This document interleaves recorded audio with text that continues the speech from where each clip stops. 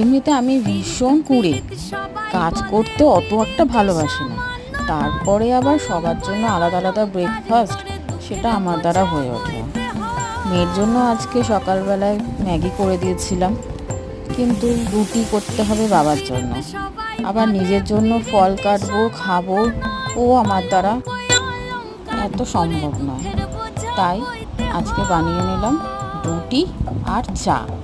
এটাই সকালে ইজি এবং তাড়াতাড়ি করে আমার হয়েও যাবে, কারণ আজকে বৃহস্পতিবার, আরও কাজ বাকি রয়েছে। বাবাকেও দিয়ে দিলাম, এটা নিজেও খেয়ে নিলাম। তোমাদের কার কার ভালো লাগে? রুটি আর চা? যদি ভালো লাগে ভিডিওটা লাইক করো, আর আমার চ্যানেলে তোমরা যারা নতুন তারা অবশ্যই সাবস্ক্রাইব করে দিও, আর কমেন্ট করো তোমাদের কার কার চা রুটি ভালো লাগে। টাটা।